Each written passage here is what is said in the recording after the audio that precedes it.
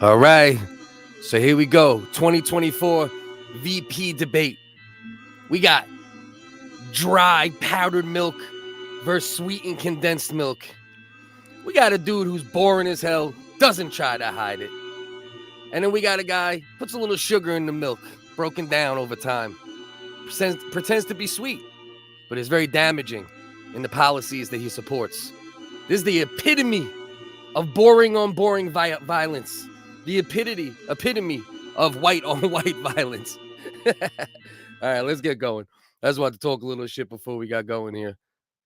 We about to get rolling here. Let's see what we got. So a couple key things to keep in mind. Supposedly, they are not going to be fact checking. So that's an important thing to think about. And supposedly the mics will not be muted at all. So this might be more just of a melee. See what we got. Let's see if they fact check both sides. Don't fact check at all. Let's see the approach to this debate, because there was a lot of backlash about the other debate, how they fact checked Trump many times, but did not fact check Kamala. We'll get another minute to make further points, with an additional 1 minute each at the discretion of the moderator. The primary role of the moderators is to facilitate the debate between the candidates, enforce the rules, and provide the candidates with the opportunity to fact-check claims made by each other. CBS News reserves the right to mute the candidates' microphones to maintain decorum. We have not shared the questions or topics with the campaigns. So the stage is set. So they reserve the right to mute the mics, but they're not going to be automatically muting them like they were in the Trump-Harris debate and the Trump-Biden debate. So just something to keep in mind. So if it gets crazy, they might mute them, but they're aiming not to mute them on a regular basis. And supposedly there will be no fact-checking. If there is, hopefully it'll be fair fact-checking. With the Middle East. Margaret. Thank you, Nora. Uh-oh. Earlier today, Iran launched its largest attack yet on Israel, but that attack failed. Thanks to joint... Israel popped off 30, 40, 50, 60 missiles today. The Iron Dome shot them down. Military personnel and assets to that region over the past year to try to prevent a regional war. Iran is weakened, but the U.S. still considers it the largest state sponsor of terrorism in the world, and it has drastically reduced the time it would take to develop a nuclear weapon. It is down now to 1 or 2 weeks' time. Governor Walz, if you were the final voice in the Situation Room, would you support or oppose a preemptive strike by Israel on Iran? You have 2 minutes. Well, thank you. And thank you for those joining at home tonight. Let's keep in mind where this started. October 7th, Hamas terrorists massacred over 1,400 Israelis and took prison. Powdered milk. We got powdered milk setting off the debate. Oh, no, pardon me. This is condensed milk. This is that sweet milk. Pretends to be sweet. Actually wants gender-affirming care for your children. And ending the humanitarian crisis in Gaza. But the expansion of Israel and its proxies is an absolute fundamental necessity for the United States to have the steady leadership there. You saw it experienced today, where along with our Israeli partners and our coalition, able to stop the incoming attack. But what's fundamental here is that steady leadership is going to matter. It's clear, and the world saw it on that debate stage a few weeks ago. I told you, milk versus milk. This is like fucking flat white paint that they used to slap on school walls in the 60s. And you're about to get the updated version right after that. The world is this dangerous. His chief of staff, John Kelly, said that he was the most flawed human being he'd ever met. And both of his secretaries of defense and his national security advisors said he should be nowhere near the White House. Now, the person closest to them, Donald Trump, said he's unfit for the... Remember, this was supposed to be an answer about the Middle East and if they would support a major attack from Israel. ...highest office. That was Senator Vance. What we've seen out of Vice President Harris is we've seen steady leadership. We've seen a calmness that is able... This might be Miracle Whip. This isn't even mayonnaise. This is the Miracle Whip debate. Allies matter. Donald Trump turned towards Vladimir Putin, turned towards... North Korea. When we start to see that type of fickleness around holding the coalitions together, we will stay committed. And as the vice president said today we will protect our forces and our allied forces, and there will be consequences.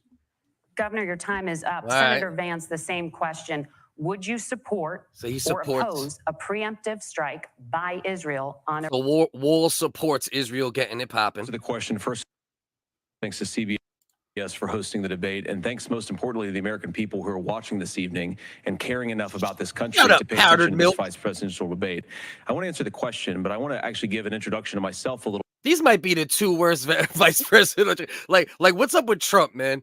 Is he so boombastic that he just has to pick milk each time? Mike Pence was a fucking bag of milk. This dude is just a bag of milk in training. With addiction for a big chunk of my early life. I went to college on the GI Bill after I enlisted in the Marine Corps and served in Iraq. And so I stand here asking. Hey, what do you think about the Middle East and the wars that are happening? Well, let me introduce myself. I went to college. Come on, I know man. that a lot of you about the chaos in the world and the feeling that the American dream is unattainable. I want to try to convince you tonight over the next 90 minutes that if we get better leadership in the White House, if we get Donald Trump back in the White House, the American dream is going to be attainable once again. Now, to answer this particular. You mean taking the land for the first time, bro? I don't want to hear about no biblical land. You can't tell me about, you're going to go to a house and you owned it 100 years ago and somebody else lives there, be like, I used to own this house. No. Iran, which attack has received over $100 billion in unfrozen assets thanks to the Kamala Harris administration. What do they use that money for? They use it to buy weapons that they're now launching against our allies, and God forbid, potentially launching against the United States as well. Donald Trump recognized that for people to fear the United States, you needed peace through strength. They needed to recognize that if they got out of line, the United States global leadership would put stability and peace back in the world. Now, you asked about a preemptive strike, Margaret, and I want to answer the question. Look, it is up to Israel what they think they need to do to keep their country safe, and we should support our allies wherever they are when they're fighting the bad guys. I think that's the right approach to take with the Israel question. Thank you, Senator. Governor Walz, do you care to respond to any of the allegations? Well, look, Donald Trump was in office. We'll sometimes hear a revisionist history, but when Donald Trump was in office, it was Donald Trump who we had a coalition of nations that had boxed Iran's nuclear program in, the inability to advance it. Donald Trump pulled that program and put nothing else in its place. So Iran is. And another thing Trump did is he put a consulate or an embassy in Jerusalem for the first time, right in the West Bank. I believe that is. Trump tweeted, because that's the standard diplomacy of Donald Trump. And when Iranian missiles did fall near U.S. troops and they received traumatic brain injuries, Donald Trump wrote it off Lolo. as How you headaches. doing? Look, our allies understand that Donald Trump is fickle. He will go to whoever has the most flattery or where it makes sense to him. Steady leadership like you witnessed today, like you witnessed in April. Both Iranian attacks were repelled. Our coalition is strong, and we need the steady leadership that Kamala Harris is providing. Senator Vance. That's from the Iron Dome. Don't give us credit for that. That's because that Iron Dome, bunch of smart Jews built a fucking crazy ass dome to shoot down missiles. He recently said, just 5 days ago, the U.S. must now make a diplomatic deal with Iran because the consequences are impossible. Did he make a mistake? You have 1 minute. Well, first of all, Margaret, diplomacy is not a dirty word, but I think that's something that Governor Walz just said is quite extraordinary. You yourself just said Iran is as close to a nuclear weapon today as they have ever been. The only thing Trump did that escalated it was putting the embassy in Jerusalem. That did escalate tensions in the region in a major way. Trump consistently made the world which has more always secure. been the case now, there. we'll talk about what the sequence of events that led us to where we are right now, and you can't ignore October the 7th, which I appreciate Governor Walz bringing up. But when did Iran and Hamas and their proxies attack Israel? It was during the administration of Kamala Harris. So Governor Walz can criticize Donald Trump's tweets, but effective, smart diplomacy and peace through strength is how you bring stability back to a very broken world. Donald Trump has already done it once before. Ask yourself at home, when was the last time, I'm 40 years old, when was the last time that an American president didn't have a major conflict break out? The only answer is during the 4 years that Donald Trump was president. Gentlemen, we have a lot to get to. And that is fair. One of the main things I liked about Trump, even when I was a harsh critic of him, was he is anti-foreign war if he can avoid it. That is a factual thing about Trump. More are missing. Scientists say climate change makes these hurricanes larger, stronger, and more deadly because of the historic rainfall. I agree. Senator Vance, according to CBS News polling, 100%. 7 in 10 Americans and more than 60% of Republicans under the age of 45 favor the U.S. taking steps to try and reduce climate change. Senator, what responsibility would the Trump administration... Now, let's see if we have a balanced answer on either side. Because the balanced answer is we need to do something, watch out for, ecological issues, but also understand the need for, for oil and fracking and things that literally control the entire world. There's oil and everything. Let's see if we get something balanced on either side. ...have to try and reduce the impact of climate change. I'll give you 2 minutes. Sure. So first of all, let's start with the hurricane, because it's an unbelievable, unspeakable human tragedy. I just saw today, actually, a photograph of 2 grandparents on a roof with a 6-year-old child, and it was the last photograph ever taken of them because the roof collapsed and those innocent people lost their lives. And I'm sure Governor Walz joins me in saying our hearts go out to those innocent people, our prayers go out to them, and we want as robust and aggressive as a federal response as we can get. These guys are very traditional. This is like traditional VP bags of milk kind of guys. Let's see if anybody can make any steps forward tonight. They need their government to do their job, and or just not fuck it up. Trump is president again. The government will put the citizens of this country first when they suffer from a disaster. Now, Nora, you asked about climate. Yeah, that's the take of the far extreme on one side. You're one of them guys, and that's fine. I love people on both sides, but that's just not true. It's real. There's no doubt. There's natural climate changes and variances, and then there is the carbon that we add as humans. Both things are true, and that's why you need the right response, which neither one of them are going to give, which is we need oil, we need natural gas. It's what drives the economy. We also need to invest in technologies that could extract carbon from the atmosphere. And, but you can't think that way. And then they think the other way. The world's going to end in 20 years if we don't do something. And that's the ways they're thinking. That's actually destroying the country. But that's the point of America, right? You have people who think crazy shit on either side. Climate change. I think this is a very important issue. Look, a lot of people are justifiably worried about all these crazy weather patterns. I think it's important for us, first of all, to say Donald Trump and I support clean air, clean water. We want the environment to be cleaner and safer. But one of the things that I've noticed some of our Democratic friends talking a lot about is a concern about carbon emissions, this idea that carbon emissions drives all of the climate change. Well, let's just say that's true, just for the sake of argument, so we're not arguing about weird science. Let's just say that's true.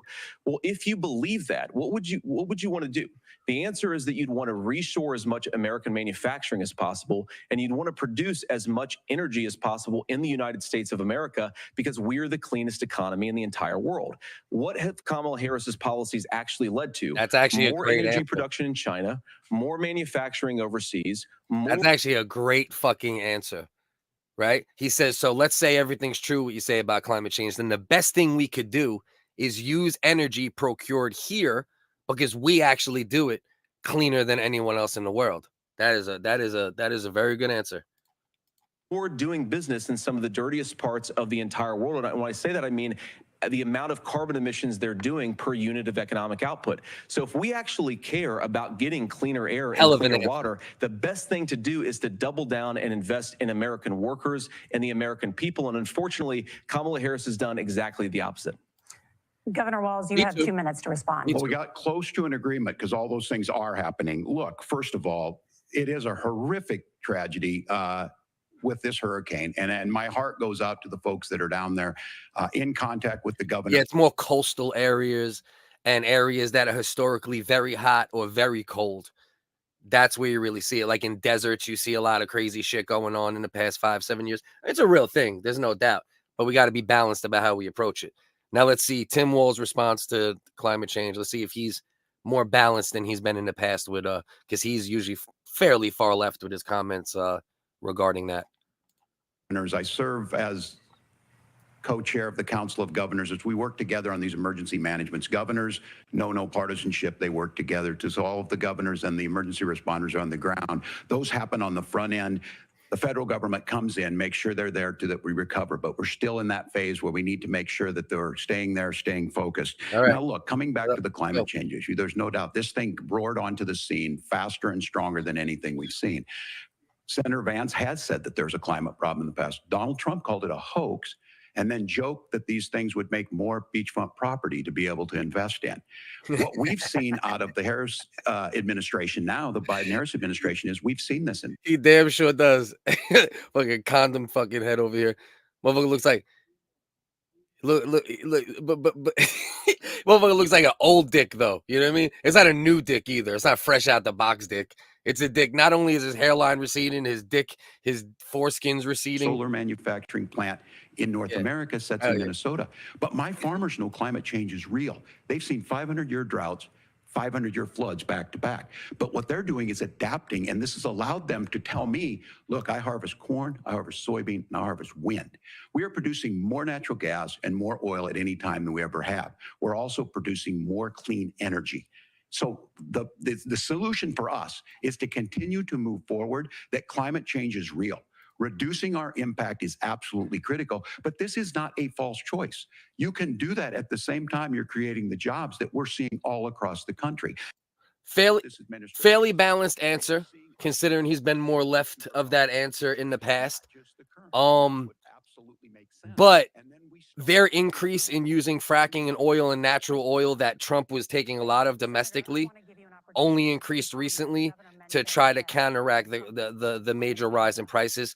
So they really shouldn't claim that too much, but is that if the Democrats, in particular Kamala Harris and her leadership, if they really believe that climate change is serious, what they would be doing is more manufacturing and more energy production in the United States of America, and that's not what they're doing. So clearly Kamala Harris herself doesn't believe her own rhetoric on this. If she did, she would actually agree with Donald Trump's energy policies. Now, something Governor Walz said I think is important to touch upon, because when we talk about clean energy, I think that's a slogan that often the Democrats will use here. I'm talking, of course, about the Democratic leadership.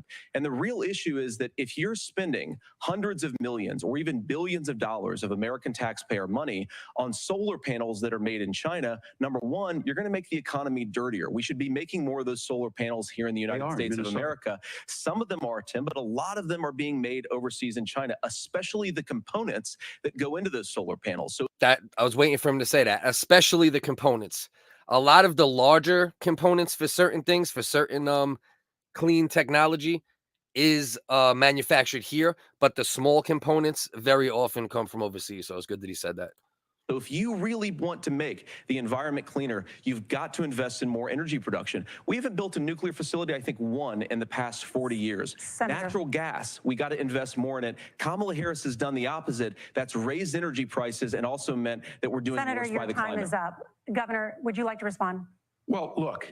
And nuclear energy is something we need to start looking in more and more. There's a lot of fear with nuclear energy because of how original, older nuclear plants were developed, the safety precautions, obviously Chernobyl, Fukushima. There's certain things that sour people to it, but now we're getting to the point where they can keep nuclear energy very contained, very clean. It's the cleanest energy. It's the most, the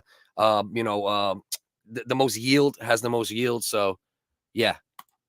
We're producing more natural gas than we ever have. There's no moratorium on that. We're producing more oil, but the folks know, and like I said, again, these are not liberal folks. These are not folks that are Green New Deal folks. These are farmers that have been drought one year. The liberals have walked back a lot of the super far left climate change talk. So, but let's see what happens. And from these massive storms, we saw it in Minnesota this summer. And thinking about how do we respond to that, we're thinking ahead on this. And what Kamala Harris has been able to do in Minnesota, we're starting to weatherproof some of these things. The infrastructure law that was passed allows us to think about mitigation in the future. How do we make sure that we're protecting by burying our power lines? How do we make sure that we're protecting lakefronts and things that we're seeing more and more of? But to call it a hoax and to take the oil company executives to Mar-a-Lago, say, give me money for my campaign, and I'll let you do whatever you want. We can be smarter about that. And an all-above energy policy is exactly what she's doing, creating those jobs right here. Not a bad answer, right? Definitely not a bad answer. Didn't really say a ton. Not a bad answer. To be fair, I don't think JD Vance ever called it a hoax, and he definitely didn't call it a hoax tonight. But you do have to address the people that are extreme and would call it a hoax. So, Governor, your time is up. The overwhelming consensus among scientists is that the Earth's climate is warming at an unprecedented rate. Margaret? Thank you, Nora. We're going to turn. Well, Trump was a Democrat most of his life, this is true. The Democratic Party now does seem to be the hating the working class party. That wasn't always the case. A lot of things have flipped in my lifetime. You know, whether it's war, that's becoming more Democrat now. Whether it's free speech, that's becoming more Republican now, and it was the opposite. The working class issue, you know, that's also something that's kind of flipped.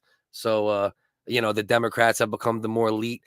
Democrats in general have a higher, you know, yearly salary. You know, so a lot of things have changed in my lifetime. In your lifetime, that's all you have seen. So I understand that, though. Turn now to immigration. The crisis at the U.S.-Mexico border there's a lot of that, bro. consistently ranks 100%. as one of the top issues for American voters.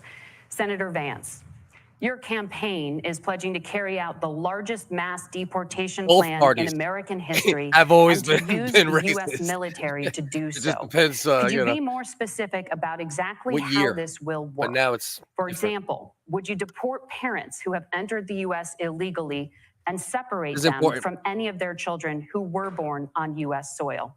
You have 2 minutes. So first of all, Margaret, before we talk about deportations, we have to stop the bleeding. We have a historic immigration Damn it, crisis. just answer the question. But I get him taking this chance to talk about border security, but goddamn, answer the question. Because Kamala Harris started and said that she wanted to undo all of Donald Trump's border policies. 94 executive orders suspending deportations, decriminalizing illegal aliens, massively increasing the asylum fraud that exists in our system. That has opened the floodgates. And what it's meant is that a lot of fentanyl is coming into our country. I had a mother who struggled with opioid addiction and has gotten clean. I don't want people who are struggling with addiction to be deprived of their second chance. Just put some boys in the bathroom, and he'll get the tampons there quick. Record levels. So you've got to stop the bleeding. You've got to re-implement Donald Trump's border policies, build the wall, re-implement deportations. And that gets me to your point, Margaret, about what do we actually do? So we've got 20, 25 million illegal aliens who are here in the country. What do we do with them? I think the first thing that we do is we start with the criminal migrants. About 1 million of those people have committed some form of crime in addition to crossing the border illegally. I think you start with deportations on those folks. And then I think you make it harder for illegal aliens to undercut the wages of American workers. A lot of people will go home if they can't work for less than minimum wage in our own country. And by the way, that'll be really good for our workers who just want to earn a fair wage for doing a good day's work. And the final point, Margaret, is you ask about family separation. Right now in this country, Margaret, we have 320,000 children that the Department of Homeland Security has effectively lost. Some of them have been sex trafficked. Some of them hopefully are at homes with their families. Some of them have been used as drug trafficking mules. The real family separation policy in this country is unfortunately Kamala Harris's wide open southern border. And I'd ask my fellow Americans to remember when she came into office, she said she was going to do this. Real leadership would be saying, you know what, I screwed up. We're going to go back to Donald Trump's border policies. I wish that she would do that. It would be good for all of us. Governor, do you care? Pretty fair answers. I don't got too much negative to say about that. He didn't get too extreme with the deportation thought processes. He said, let's start with the people who were criminals before they came or have committed criminal acts while here. You know, talked about making sure it doesn't affect American workers. Solid. Didn't go too crazy with it. Care to respond to any of those specific allegations, including that the vice president is, quote, letting in fentanyl and using kids as drug mules, among other things regarding children? The drug mule is not true, but I will say about this, about the fentanyl, because this is a crisis. They'll always find a way. And for him to say they don't use kids as drug mules at all is crazy. For him to just automatically, oh, that's not true. Of course they do. They do all sorts. The cartels do it all sorts of shit. That's crazy. Of this, the opioid crisis. And the good news on this is the last 12 months saw the largest decrease in opioid deaths in our nation's history. 30% decrease in Ohio, but there's still more work to do. But let's go back to this on immigration. Kamala Harris was the Attorney General of the largest state and a border state in California. She's the only person in this race who prosecuted transnational gangs for human trafficking and drug interventions. But look, we all want to solve this. Most of us want to solve this. And that is the United States Congress. That's the Border Patrol agents. That's the Chamber of Commerce. That's most Americans out here. That's why we had the fairest and the toughest bill on immigration that this nation's seen. It was crafted by conservative senator from Oklahoma, James Lankford. I know him. He's super conservative, but he's a man of principle, wants to get it done. Democrats and Republicans worked on this piece of legislation. The Border Patrol said this is what we need in here. These are the experts. And the Chamber of Commerce and the Wall Street.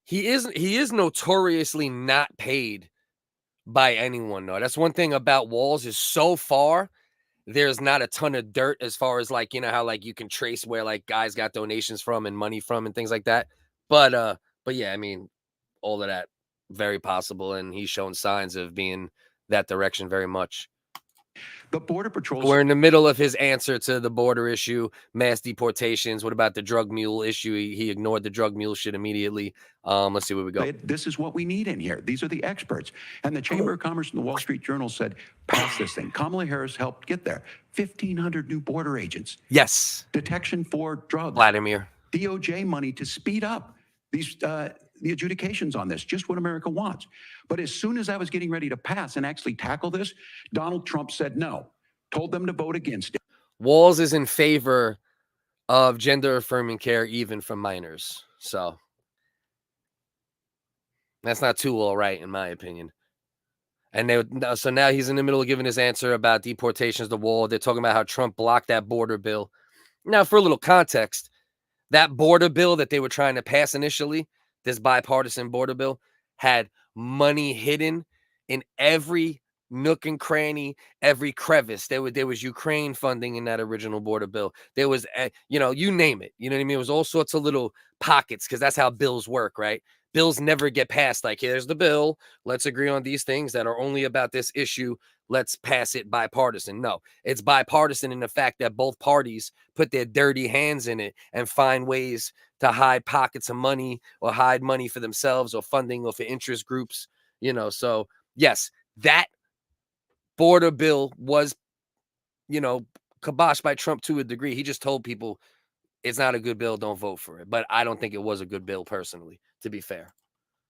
Because it gives him a campaign issue.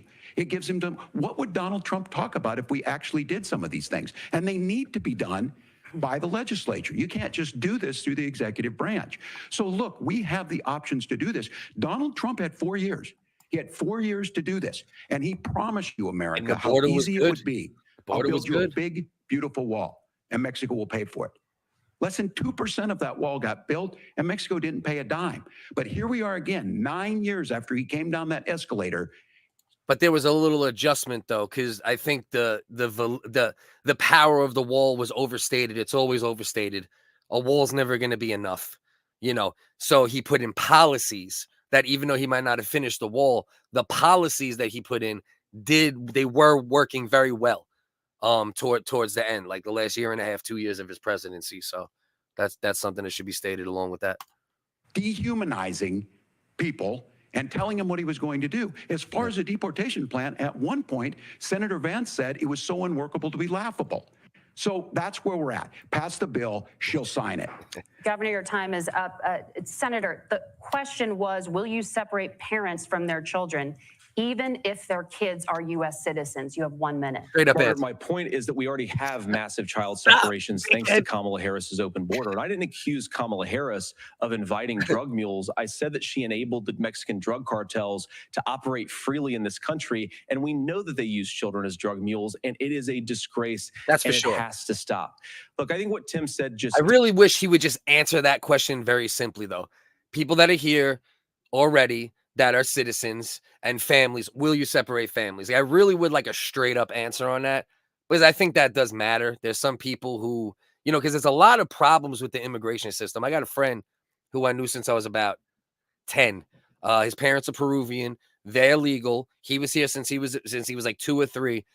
Never was able to get full citizenship for one reason or another, and always had issues with socials and weird things like that, right? So the citizens, the immigration and citizenship system is broken as well. And I would like a straight up answer from when he, you know, would you separate families, you know?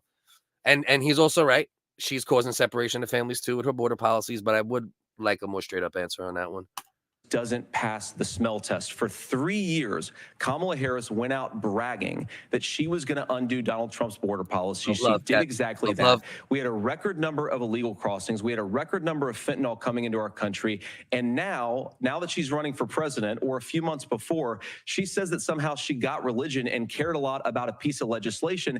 The only thing that she did when she became the vice president, when she became the appointed border czar, was to undo 94 Donald Trump executive. There's a great show. I don't remember the name of it right now. I don't want to go too crazy, but the lady's name is Mariana.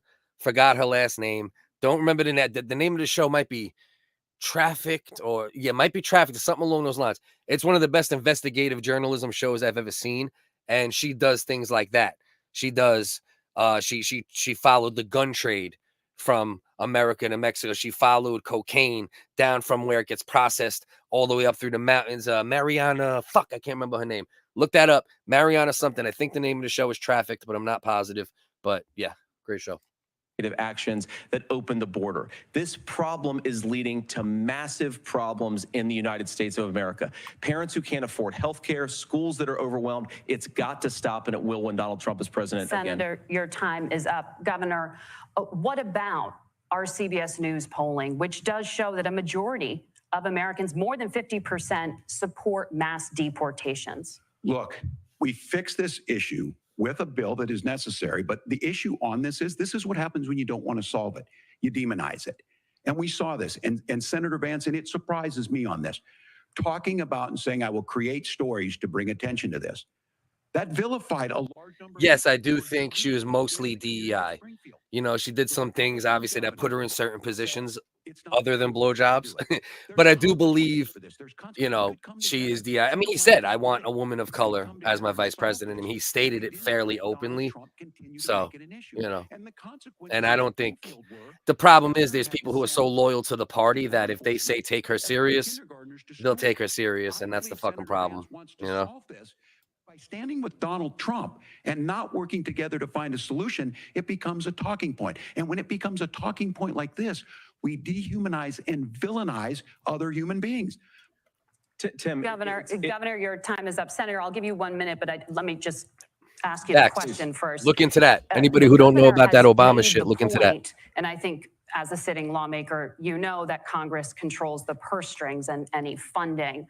So you have said repeatedly that Donald Trump would, through executive action, solve this. Do you disagree that Congress controls the purse strings and would need to support many of the changes that you would actually want to implement? You have 1 minute. Look, Margaret, first of all, the gross majority of what we need to do at the southern border is just empowering law enforcement to do their job. I've been to the southern border more than our borders are. Kamala Harris has been, and it's actually Hey, my opinions can always change, and I was very critical of Trump in the past, and I'm still critical of a lot of things, but you have to look at current things.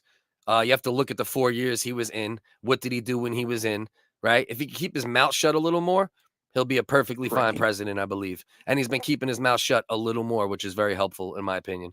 Because the Border Patrol agents, they just want to be empowered to do their job. Of course, additional resources would help, but most of this is about the president and the vice president empowering our law enforcement to say, if you try to come across the border illegally, you've got to stay in Mexico, you've got to go back through proper channels. Straight up. Now, Governor Walz brought up the community of Springfield, and he's very worried about the things that I've said in Springfield. Look, in Springfield, Ohio, and in communities all across this country, you've got schools that are overwhelmed. You've got hospitals that are overwhelmed. You've got housing that is totally unaffordable because we brought in millions of illegal immigrants to compete with Americans for scarce homes. The people that I'm most worried about in Springfield, Ohio, are the American citizens who have had their lives destroyed by Kamala Harris's open border. It is a disgrace, Tim. And I actually think, I agree with you. I think you want to solve this problem, but I don't think that Kamala Harris does. Senator, your time is up. Yeah, good answer. I seen this. You guys should look it up on YouTube as well. It's Carlisle, PA,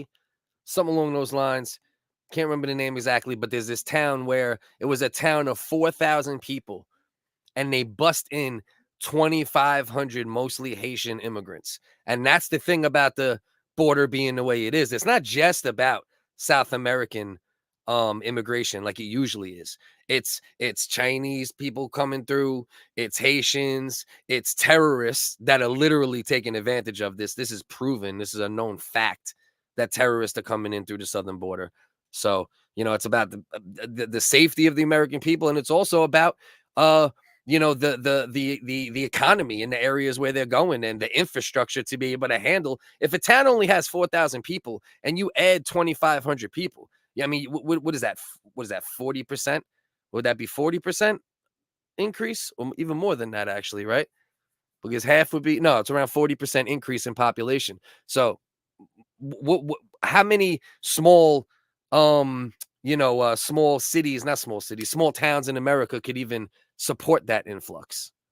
You know, Governor, you have 1 minute to respond. Yeah, well, it is law enforcement that asked for the bill. They helped craft it. They're the ones that supported it. That's because they know we need to do this. Look, this issue of continuing to bring this up, of not dealing. Here's the thing. It's not, this is the thing, right? Was it actually documented that those particular Haitian immigrants were doing that? Not fully. Most of those videos turned out to be untrue. But there is an element of Haitian culture where that does happen. You know, I know there was videos with it, or it was definitely like verified that they were like snatching ducks out ponds and doing shit like that. So what's next? The dog might be next. So yes, they did push it in too much of a fear-mongering way. They did embellish it and make it sound like it was completely factual, which isn't great, and I don't support that. But it's not completely devoid of truth either, you know? With it, of blaming migrants for everything. On housing, we could talk a little bit about Wall Street speculators buying up housing and making them less affordable, but it becomes a blame. Look, this bill also gives the money necessary to adjudicate. I agree. Prototype. It should not take 7 years for an asylum claim to be done. This bill gets it done in 90 days. Then you start to make a difference in this, and you start to adhere to what we know, American principles. Look, I don't talk about my faith a lot, but Matthew 25:40 talks about, to the least amongst us, you do unto me. I think that's true of most Americans. They simply want order to it. This bill does it. It's funded. It's supported by the people who do it. And it lets us keep our dignity about how we treat other people. Thank you, Governor. And just to clarify, not a terrible answer from Walz either. He's saying we got bills that are, you know, and I don't necessarily believe that those bills will do what they're what he's saying they will do, but not bad. One thing about Walz is he's dry. You know, like I said, this is powdered milk versus condensed milk. This is the most fucking dry, pasty prototype fucking blah blah blah politicians you're gonna get. But I don't think he's gonna do anything to, you know, he's not like, you know, he's a little flamboyant at speeches and a little wild, but like he can stay in the format of what you need from your VP and how to speak and what to say, and stick to scripts and policies that they're pushing, etc. Where Springfield, Ohio does have a large number of Haitian migrants who have legal status. I very much agree with this, fully. Temporary protected status. Well, Margaret, but thank you, Senator. We have so much to get to. Margaret, I think it's important because I'm a Catholic. How dare you? How dare you? Barely practicing. I'm a fucking Catholic, bro. I'm confirmed. The economy, thank Margaret, you. the rules were that you guys weren't going to fact check, and since you're fact checking, especially on Discord, there's a lot of missing chromosome fucking Canadian Discord immigrants, whole bunch of them. I think it's important to say what's actually going on. So there's an application called the CBP One app where you can go on as an illegal migrant, apply for asylum or apply for parole. We talking our shit, talking some regular shit. Some fun in between. Talk your shit in the comment section. I'll build off what you're saying too. Appreciate you being here. And waiting for 10 years. Thank you, Senator. Facilitation of illegal immigration, Margaret, by Thank you, Senator, for describing the legal process. We have so much to get to, Senator. Those laws have been on the books since 1990. Thank you, gentlemen. We want to have. App has not been on the books. I'm a mutant too, Kiff. Always remember that. I'm just a controlled mutant. Since 1990. Something that Kamala Harris created, Margaret. Gentlemen, the audience can't hear you because your mics are cut. We have so much we want to get to. Thank you for explaining the legal process. Nora. Thank you, Margaret. The economy is a top concern for voters. 100%. Each of your campaigns has released an economic plan. So let's. And how many of them dollars have been spent on foreign entities and foreign wars? you know, and that's the damn problem, you know, and you're 100% right, you know, and we're in debt to China, and we're in debt. And you know what? We lost the actual war, right? While we were waging wars, China was building countries. And I talk about this over and over, but it's very important. You know, China was building countries and building infrastructure and building relationships while we were just fucking just fucking carpet bombing and drone bombing fucking hundreds of thousands of people for 20 years. So, you know, not great. Talk about the specifics. Governor Walz, Vice President Harris unveiled a plan that includes billions in tax credits for manufacturing, housing, and a renewed child tax credit. Yes. The Wharton School says your proposals will increase the nation's deficit by $1.2 trillion. How would you pay for that without ballooning the deficit? Governor, I'll give you 2 minutes. Yeah, thank you. And Kamala Harris and I do believe these two are these are two versions of your boring ass neighbors. You know, this guy smiles at you, you know, hello. And then he goes home and puts his wife in a fucking guillotine choke, you know. And then JD Vance, you don't even pretend. That motherfucker just boring as fuck. His wife hates him. You know, JD Vance gets side dick. His wife gets side dick. There's no question about that. That's verified. even the middle class, because that's where we come from. We both grew up in that. We understand. So those of you out there listening tonight, you're hearing a lot of stuff back and forth, and it's good. It's healthy. That's what this is supposed to happen. You should be listening. How's this going to impact me? The bold forward plan that Kamala. Let's get the economic. This is the economic plan from both of them. Let's see if they can actually stick to it, not veer off. Let's see. Here's Walz, Harris economic plan, an economic plan that should already been in place for 4 years, right? And I don't know about you guys, but I'm not loving this economic plan as of late, all right? I got a car that you could fill up with 2 good pisses that's great on gas, and this shit is still crazy. You know what I mean? Like, you used to go to Aldi's and be able to get fucking, you know, get a fucking steak for fucking $1.50, you know? You know, so let's see about the Harris Walz, not to be confused with the Biden-Harris economic plan. Harris put out there is talking about this housing issue. The one thing is there's 3 million new houses proposed under this plan with down payment assistance on the front end to get you in a house. A house is much more than just an asset to be traded somewhere. Which isn't anything new. That's not a new plan. There's always been federal programs to help first-time homeowners and such. But shit, it don't matter what you help people on the front end with if the interest rates are where they are right now. I don't even know where they are exactly right now, but I know they're in the 8 to 10 range or some fucking, maybe even higher than that. I don't want to look it up right now. I don't want to take too much time veering away, but let's see. It's foundational to where you're at. And then making sure that the things you buy every day, whether they be prescription drugs or other things, that there's fairness in that. Look, the $35 insulin is a good thing, but it costs $5 to make insulin. They were charging $800 before this law went into effect. As far as the housing goes, I've seen it in Minnesota. 12% more houses in Minneapolis, prices went down on rent 4%. It's working. And then making sure tax cuts go to the middle class. $6,000 child tax credit, we have one in Minnesota. There's nothing wrong with those programs, though. You know, if you're helping the right people get into homes that won't end up foreclosing or fucking up, you know, certain things that, you know, not wrong with little, and they've always existed. It's nothing new, but that's dope, and mine as well. You know, we bought ours without anything like that as well, but still, nothing wrong with it. Reduces childhood poverty by 1/3. We save money in the long run, and we do the right thing for families. And then getting businesses off the ground. The law as it stands right now is $5,000 tax credit for small business, increasing that to $50,000. Now, this is a philosophical difference between us. Donald Trump made a promise, and I'll give you this. He kept it.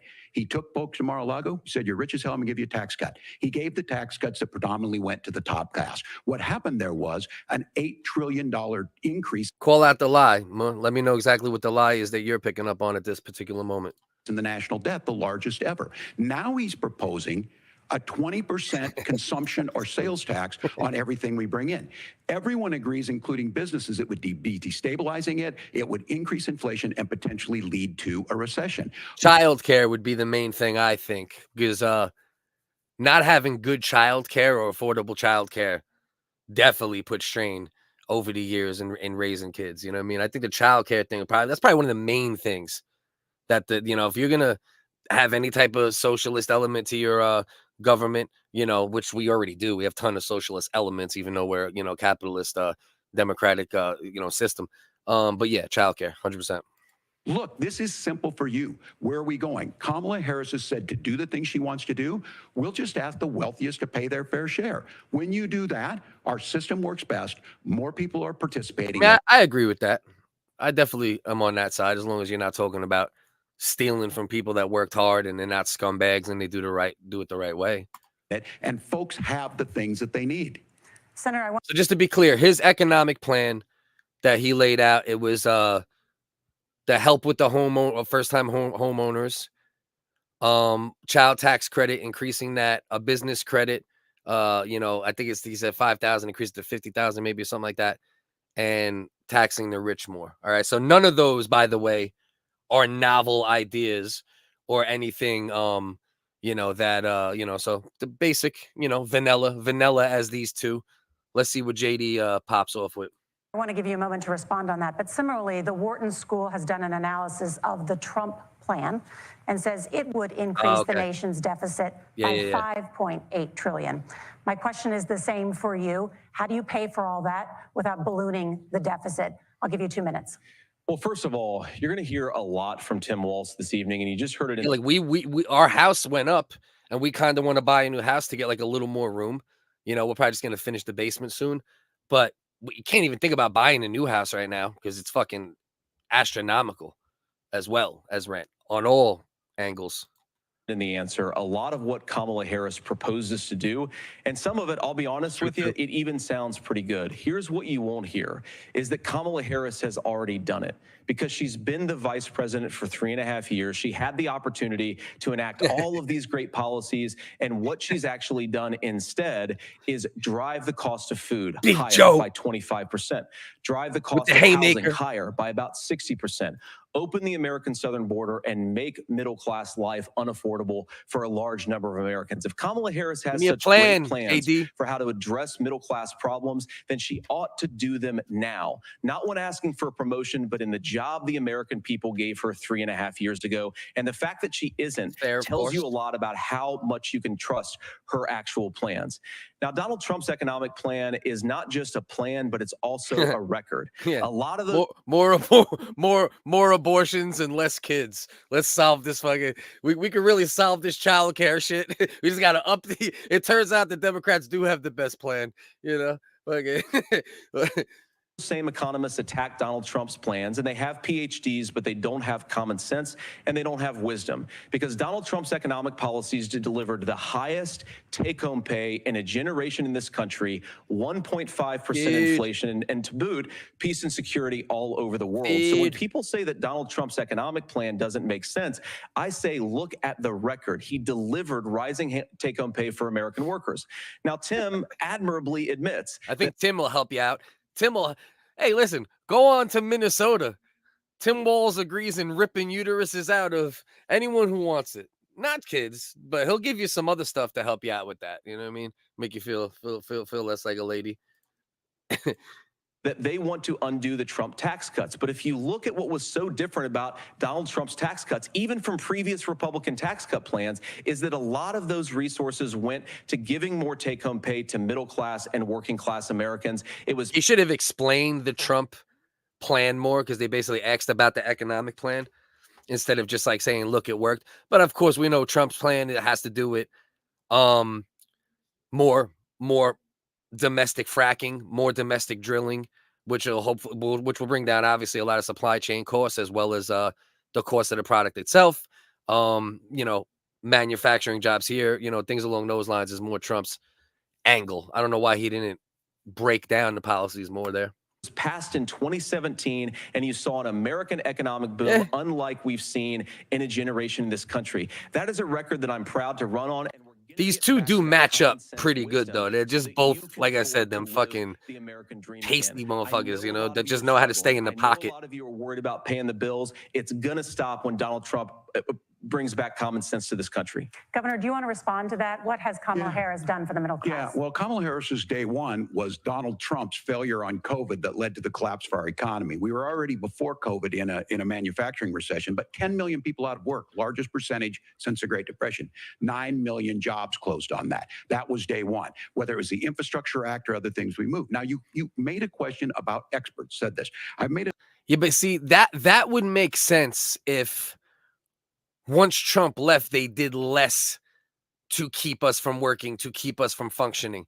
But all they did was follow. And that's one thing I've been very critical about Trump with that. Trump shut down the country, guys. Trump did say, we will use the military to get shots in arms, possibly, guys. Don't forget these things. Trump could have saved small businesses, said, listen, Walmart, Target, you guys chill out for a little while. Let's get these products that are being bought in abundance to small businesses so they don't die. So Trump did not do a great job with that for sure, but it's not accurate to say that, though, because then even years after, when it made no sense anymore, they were doing things to try to keep us from work or, do other things to keep the economy at a standstill. So it's true what he's saying, but it also, that's what they wanted them to do. If Democrats were in office, they would have kept that shit shut down even longer, and it would have been even crazier, I think. To note of this, economists can't be trusted. Science can't be trusted. National security folks can't be trusted. Look, if you're going to be president, you don't have all the answers. Donald Trump believes he does. My pro tip of the day is this. If you need heart surgery, listen to the people at the Mayo Clinic in Rochester, Minnesota, not Donald Trump. And the same thing goes with this. And I ask you out there, teachers, nurses, truck drivers, whatever, how is it fair that you're paying your taxes every year and Donald Trump hasn't paid any federal tax in the last 15 years and the last year as president? That's what's wrong with the system. There's a way around it, and he's bragged about that. We're just asking for fairness in it, and that's all you want. Yeah, it turns out that it's not like the lizard race we're worried about.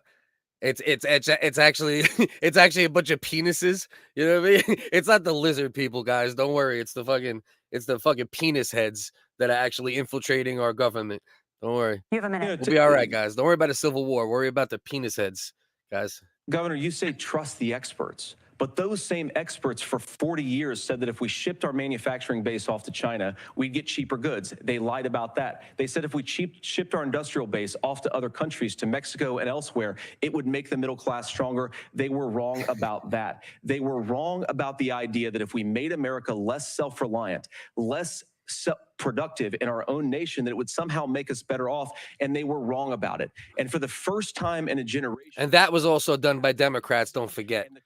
Clinton with NAFTA, with the North American Free Trade Act, and the less regulation of overseas companies being able to dominate our economy more. I mean, that was, and then the wars, and then 9/11 happening. I mean, all that went hand in hand. So kind of Democrat shit started it, and then Republicans and then Democrats supporting it, and there was a lot of tail spinning going on.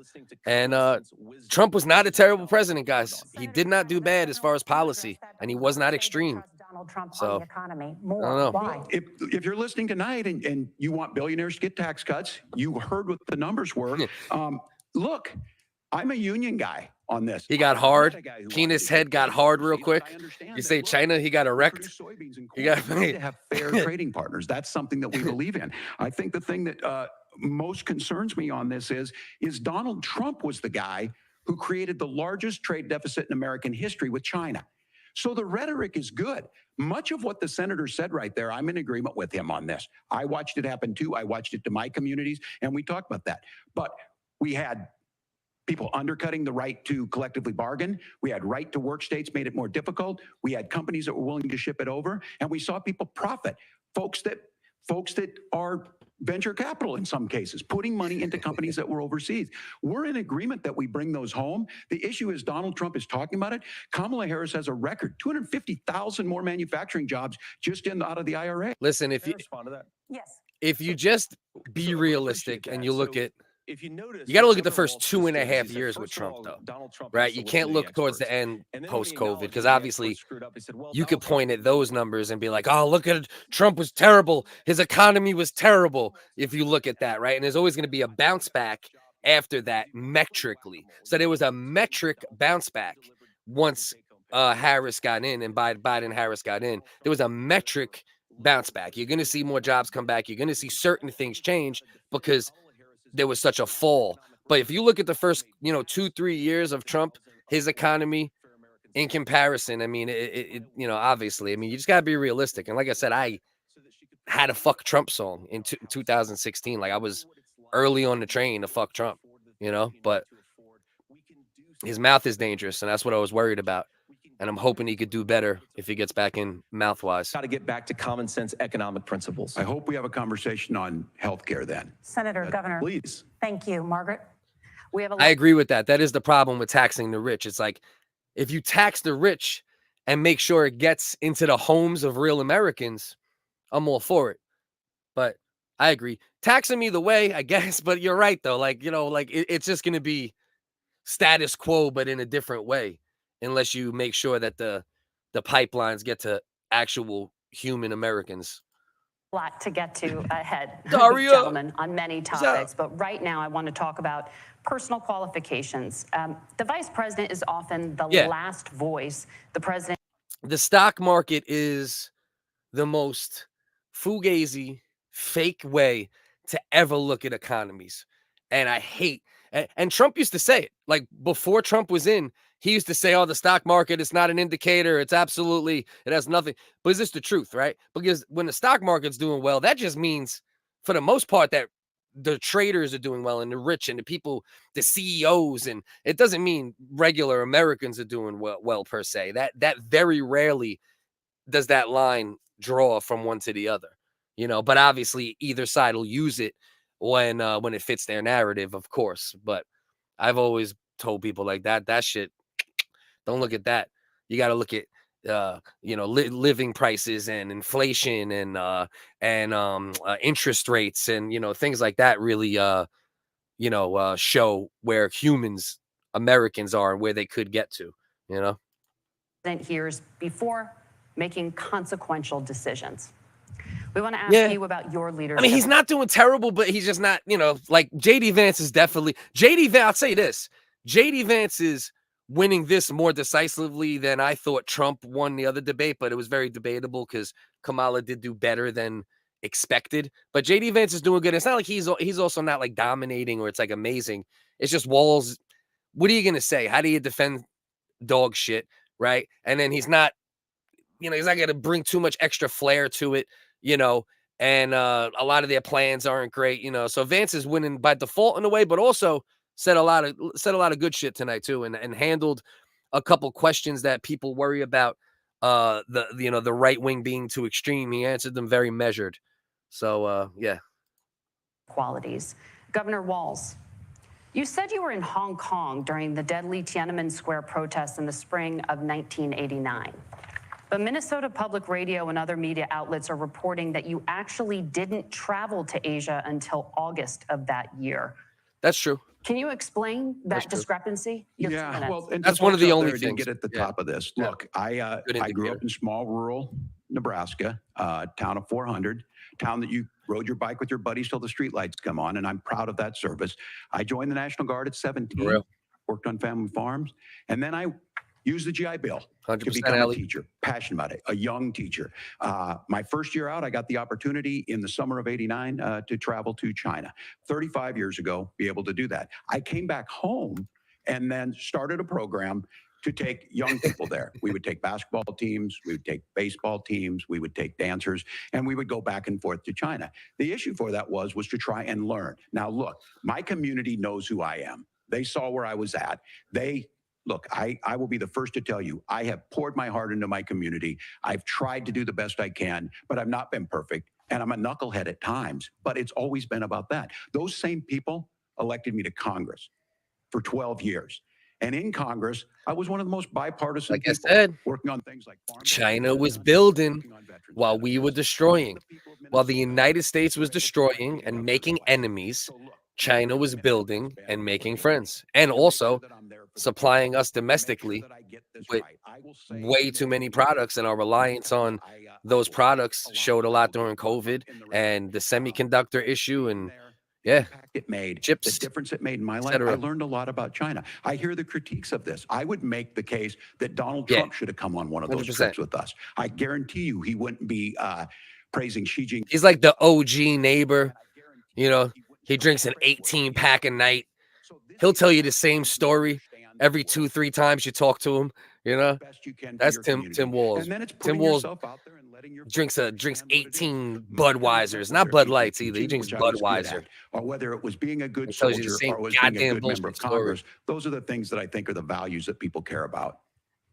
Governor, just to follow up on that, Yep. the question There's was, a can connection you there, bud. explain the No, just discrepancy? all I said on this was like, But the irony is Trump will work with them too. Trump's not stupid either. He just wants it to be fair. And that's why I like Trump, because I think he's willing to make a deal with anybody if it makes sense. Protests went in. And from that, I learned a lot of what needed to be in governance. Yeah. Yeah. Thank you, Governor. Yeah, I used to Senator walk to Vance, school in 10 miles 2016, barefoot. you He's called one of your them running dudes, mate you know? Donald Trump unfit 100%. for the nation's highest office, and you said he could be America's Hitler. I know you've been asked. He was probably a pull yourself up by your bootstraps guy. You know, like the same type of thing that you might hear from a Republican. You know, they say it's a Republican thing to say. I guarantee Tim Walz was that guy most of his life until he got into politics more and went Democrat and realized, you know, okay, this is what I have to say to be in this. Okay. But the same could be said about JD Vance, like they're about to touch on right now. Both of them are probably inauthentic, right? Because JD Vance I said that shit in the song too. Mr. Hitler, Mr. Trump, same shit to me, right? And everybody said it at times when they were, criticizing him. I was just doing it for a song. But he legitimately was in politics. I was calling Trump Hitler. And then he realized where the bread was butter or changed his mind. Who knows? But disingenuous, changing your mind, who knows? You know, but when it's in politics, it's a little more likely than just being a guy that changes his mind. But who knows? He's a human minstrel show. Many times, and you like said me, you regret son those of a bitch. comments and explained you then voted for Donald Trump in 2020. But the Washington Post reported new messages last week in which you also that hamster might end up in a dark place. You know what I mean? So what do you think about the economy? The hamster X's, he just shoves his ass. I don't know why the hamster is asking about the economy, but I don't know. Seemed to make sense in that moment for me. disparaged Trump's economic record while he was president, writing to someone in 2020, quote, Trump thoroughly failed to deliver his economic populism. You're now his running mate, and you've shifted. These were his opinions about Trump. He said Trump was like Hitler. If you become vice president, why should Americans trust that you will give Donald Trump the advice he needs to hear and not just the advice he wants to hear? You have 2 minutes. Well, first of all, Margaret, because I've always been open. And sometimes, of course, I've disagreed with the president, but I've also been extremely open about the fact that I was wrong about Donald Trump. I was wrong, first of all, because I believed some of the media stories that turned out to be dishonest fabrications of his record. But most importantly, Donald Trump delivered for the American people. Rising wages, rising There was a couple take-home things pay, I had to eat, an economy that worked for normal Americans, a secure southern border, a lot of things, frankly, that I didn't think he'd be able to deliver on. And yeah, when you screw up, when you misspeak, when you get something wrong and you change your mind, you ought to be honest with the American people about it. It's one of the reasons, Margaret, why I've done so many interviews is because I think it's important to actually explain to the American people where I come down on the issues and what changed. Now, you pointed out the messages from 2020. Yeah. Margaret, I've been extremely consistent that I think there were a lot of things that we could have done better in the Trump administration, the first round, if Congress was doing its job. I strongly believe, and I've been a United States senator, that Congress is not just a high-class debating society. It's not just a forum for senators and congressmen to whine about problems. It's a forum to govern. So there were a lot of things on the border, on tariffs, for example, where I think that we could have done so much more if the Republican Congress and the Democrats in Congress had been a little bit better about how they govern the country. They were so obsessed with impeaching Donald Trump, they couldn't actually govern. And I want to talk about this tariff issue in particular. The bipartisan split has to get better. That's why I'm glad Trump has chilled a little bit. He's still crazy, but he's chilling a little bit. We have to get the bipartisan split in politics and in human interaction, especially online, to get better. Because we're going to be fucked if it continues. The most pro-worker part of the Biden administration, it's the one issue where Kamala Harris has run away from Joe Biden's record. Think about this. If you're trying to employ slave laborers in China at $3 a day. Well, because he's been in bed with them. That was always my thing with people saying, Trump's not a politician. Trump's not. Listen, Trump was rubbing elbows with all of these people for decades. Never forget that, including Epstein, never forget. You know, there's a lot there too. But you're right. if let's say he isn't as bad or isn't as evil or took shifts, he's the guy to keep an eye too, though, because he was in bed with them. You're going to do that and undercut the wages of American workers unless our country lack of term limits. You're not accessing our markets unless you're paying middle-class Americans a fair wage. Senator, your time is up. Nora? Hey. Thank you. Now to the issue of reproductive rights. Governor Walz, after Roe versus Wade was overturned, you signed a bill into law that made Minnesota one of the least restrictive states in the nation when it comes to abortion. All good, Former bro. President Trump said in the last... I love this shit talk, Kiff. I love it. You know I love it. We can have fun and still hang out and, you know what I mean, and talk some shit. You know, we just don't want to be like those guys that are real scumbags, bro. I think there's hope for you, Kiff, dog. That you believe abortion, quote, in the 9th month is absolutely fine. Yes or no? Is that what you support? I'll give you 2 minutes. That's not what the bill says, but look, right. this issue is what's on everyone's mind. Donald Trump put this all into motion. He brags about how great it was that he put the judges in and overturned Roe versus Wade, 52 years of personal autonomy. And then he tells us, oh, we send it to the states. It's a beautiful thing. Good policy. Amanda Zaworski would disagree with you on it's a beautiful thing. A young bride in Texas waiting for their child at 18 weeks. She has a complication, a tear in the membrane. She needs to go in. The medical care at that point needs to be decided by the doctor. And that would have been an abortion. But in Texas, that would have put them... We could talk separately, Kiff, if you want. We could chop it up if you actually give a fuck at all. You can hit me up. We could talk. In legal jeopardy. She went home, got sepsis, nearly dies, and now she may have difficulty having children. Or in Kentucky, Hadley Duvall, a 12-year-old child raped and impregnated by her stepfather. Those are horrific. Now, when God asked about that, Senator Vance said... Yeah, of course it's horrific. There is no right. And listen, the only issue I have with giving it back to the states with the Roe v. Wade thing is, listen, it was in place for a really long time. The amount of abortions are not going to change. All it ended up changing was the ease of access for some people who might have needed it at times, and that's what I don't like about it. If it would have stayed state sovereignty then, and always been that way, I would probably feel the same. Like, listen, if people can get access to it and it's working, if it's not broke, don't fix it. I feel like it was a if it's not broke, don't fix it thing. Roe v. Wade is in place. Abortions have increased since Roe v. Wade has got taken out, you know. So I think we'll find more of a balance with it too. You know, you can't have the psychos that think the Plan B pill isn't okay either, right? And you can't have the psychos who actually believe it's a woman's right at any point to, you know, terminate their pregnancy. Once again, bipartisan in politics, in life, we need to find a way to fix that. Here for a reason. We trust women. We trust doctors. Senator, do you want to respond to the governor's claim? Will you create a federal pregnancy monitoring agency? No, Nora, certainly we won't. And I want to talk about this issue because I know a lot of Americans care about it. Very straightforward answer on that. Agree, that's good. With everything that I've ever said on this topic. And, you know, I grew up in a working class family in a neighborhood where I knew a lot of young women who had unplanned pregnancies. And that's just my thoughts on it, bro. You know, it's not, you know, but I definitely, I hear you. Decided to terminate those pregnancies because they feel like they didn't have any other options. And, you know, one of them is actually very dear to me. And I know she's watching tonight, and I love you. And she told me something a couple years ago that she felt like if she He's talking to his abortion, aborted fetus right that now. it would have destroyed her life because she was in an abusive relationship. Very comfortable. And I think that what I take from that as a Republican who proudly wants to protect innocent life in this country, who proudly wants to protect the vulnerable, is that my party, we've got to do so much better of a job at earning the American people's trust back on this issue where they frankly just don't trust us. And I think that's one of the things that Donald Trump and I are endeavoring to do. I want us as a Republican Party and to be fair, family in the they said Trump wants to do a federal ban, but yet he was pushing back against the new Florida bill that brought it back even less weeks. And he said, no, I think he said 20.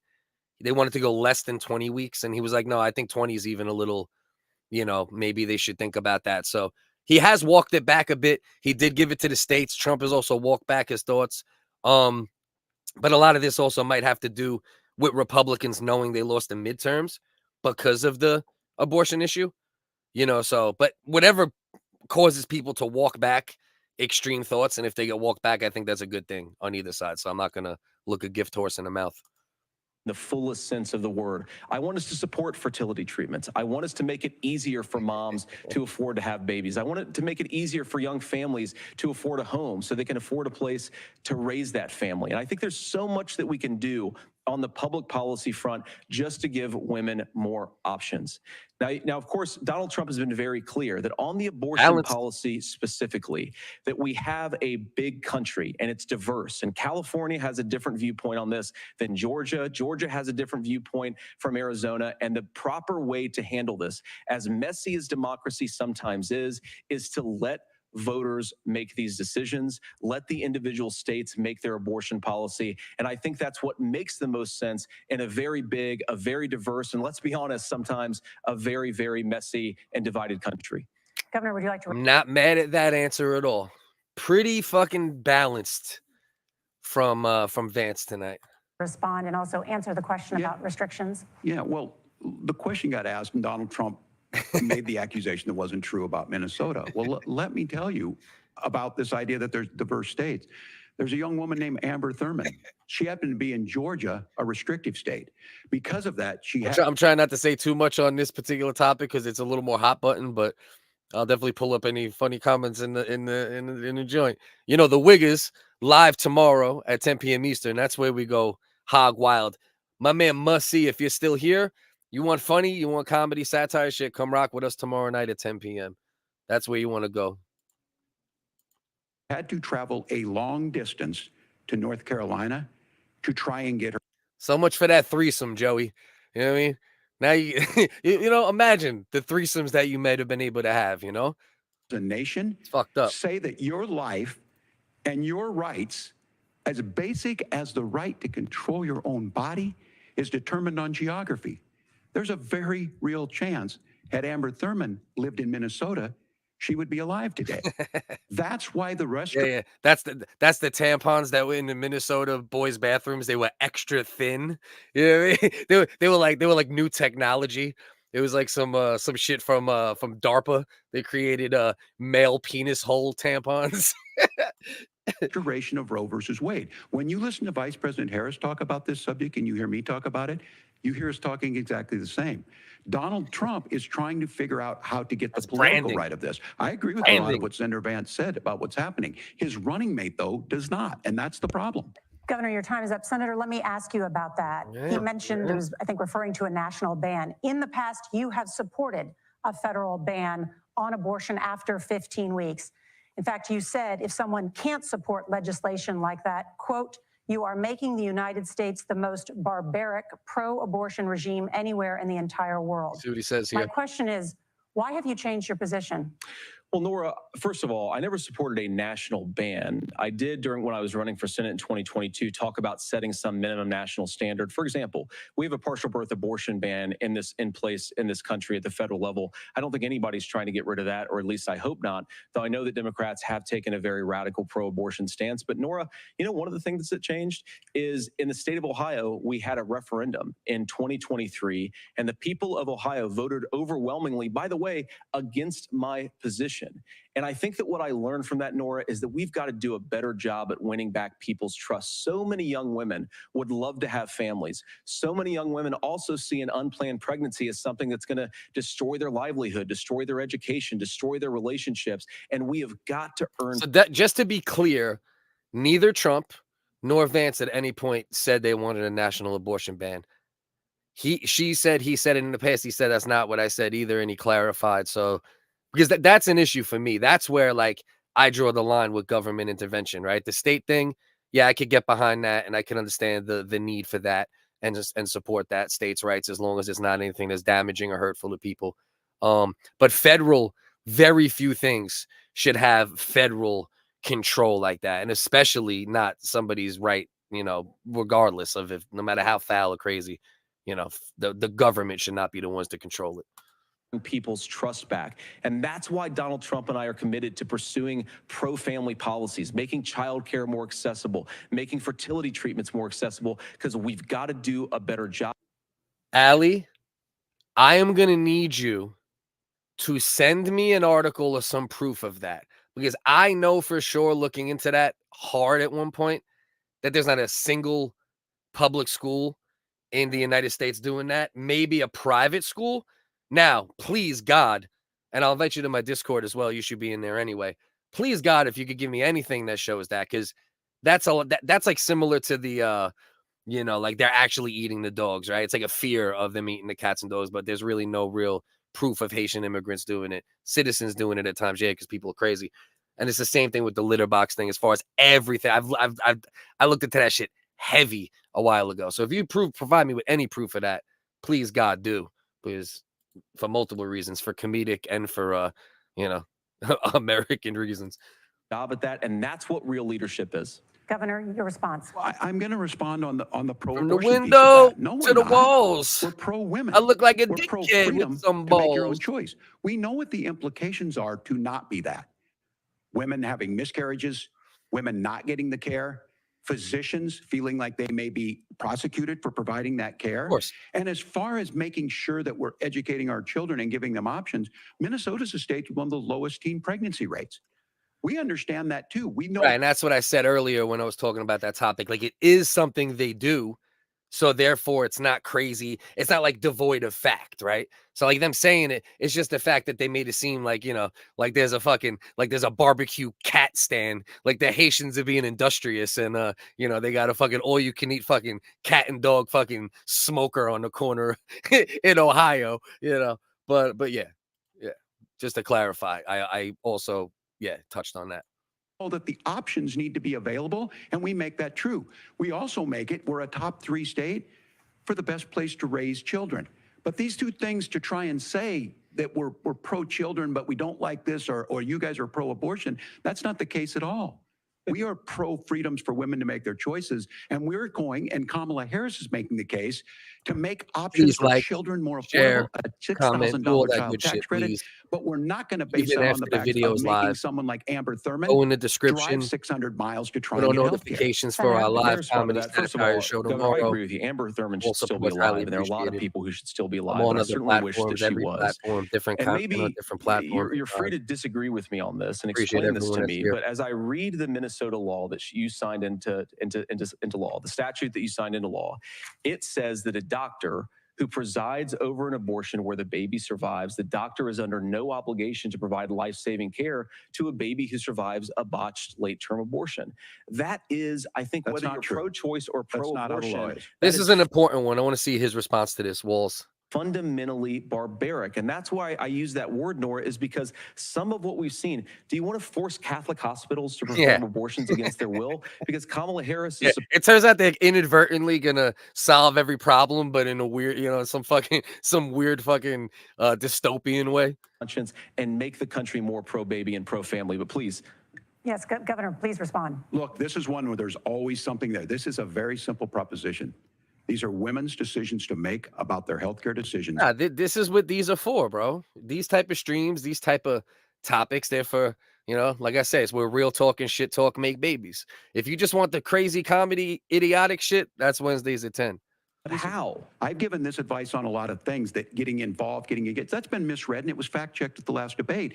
But the point on this is there's a continuation of these guys to try and tell women or to get involved. I use this line on this, just mind your own business on this. Things worked best when Roe versus Wade was in place. When we do a restoration of Roe, that works best. That doesn't preclude us from increasing funding for children. It doesn't increase us from making sure that once that child's born, like in Minnesota, they get meals. Currently, I agree with you. Currently, because Democrats have completely, that's why they're losing so many people from the party. That's why I might end up voting for Trump for the first time, just because of RFK and Tulsi, because the Democrats used to be the party of free speech. The Democrats used to be the anti-war party, and now all of a sudden, everything has just, I don't know. It's bizarro world, man. They get early childhood education. They get health care. So the hiding behind we're going to do all these other things when you're not proposing them in your budget. Kamala Harris is proposing them. She's proposing all those things to make life easier for families. I asked a specific... I wonder if they're going to get into the trans issue at all. question, Governor. You gave me a slogan as a response. It's not the case. It's not true. That's not what the law says. So they fact-checked it with President Trump. Gentlemen, there's a lot to discuss. We have to move on, and we're going to be right back with much more of the CBS News vice presidential debate in just a moment. Ian, if you are watching this right now, I dropped the link in my server in the Wigga Jedi Council section. So multiple people in the VC probably have access to it. Grab that. And what I'm going to do right now, they're on a break. I'm actually going to pee real quick. I'll be right back. And appreciate everyone who's here right now.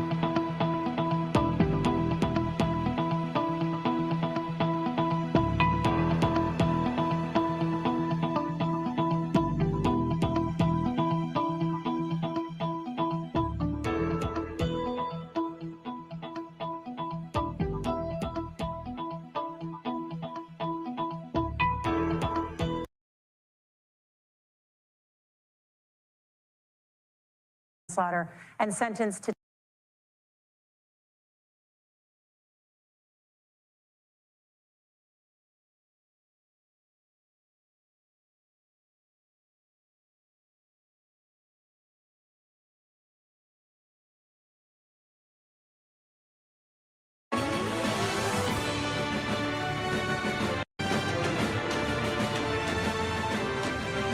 Welcome back to the CBS News vice presidential debate. We want to turn now to America's gun violence epidemic. The leading cause of death for children and teens in America is by firearms.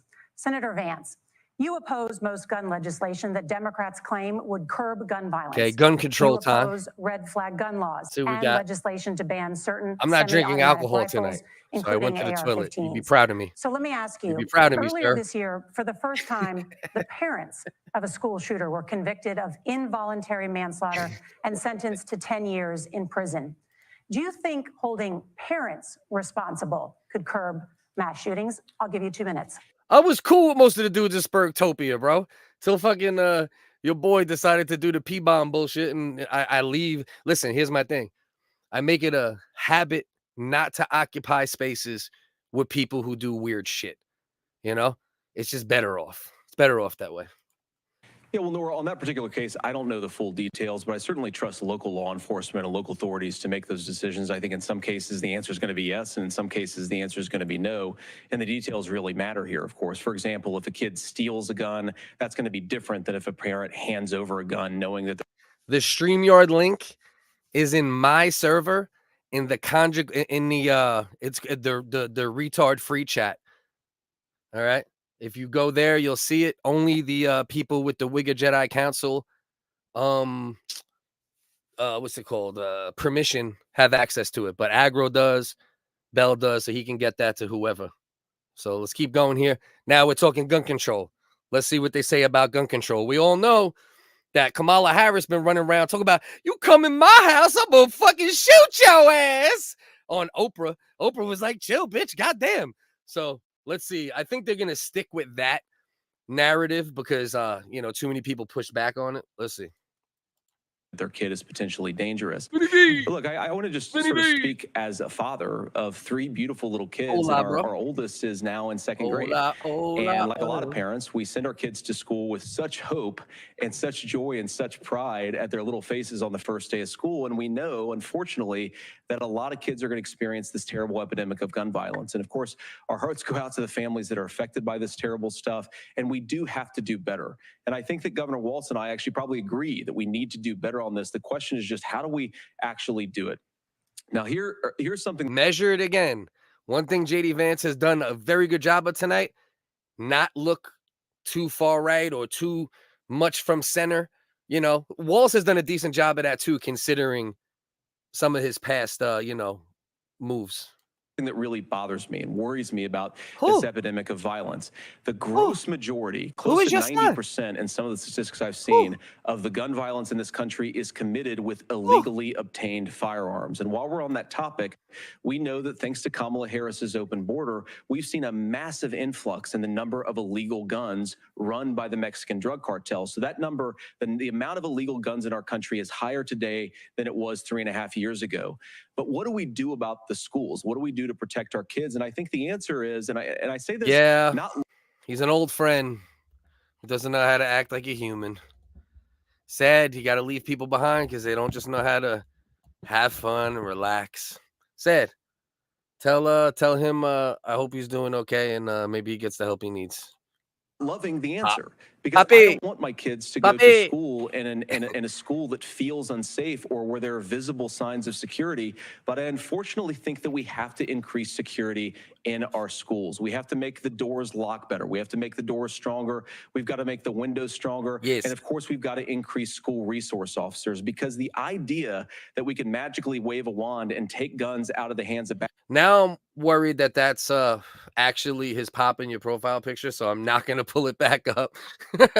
bad guys. If that's a random Mexican, that's one thing, but I don't want it to be his real pop. I don't play those fucking gay games. This doesn't fit with recent experience, so we've got to make our schools safer, and I think we've got to have some common sense bipartisan solutions for how to do that. Governor, you have 2 minutes. All right, so basically, yeah, there's a problem, but we have to do it the right way. You know, we can't get crazy with the laws we put in place and such. Let's see what Tim Walz, because there's no doubt the school shooting and all that shit, like that type of shit is something we didn't have to think about. I didn't have to think about it as a parent with my oldest child for the most part. And I definitely wasn't worried about it in school too much. So it is a real thing that is now something we have to think about, you know? Crazy. Well, I think all the parents watching tonight, this is your biggest nightmare. Look, I got a 17-year-old and he witnessed a shooting at a community center playing volleyball. Those things don't leave you. As a member of Congress, I sat in my office surrounded by dozens of the San Diego parents. Did this man just say a shooting at a volleyball center? What kind of volleyball center has a fucking shooting? You know what I mean? What the fuck is going on? I sat in my office. Those things don't leave you. And he witnessed a shooting at a community center playing volleyball. Those things don't. What kind of volleyball, man?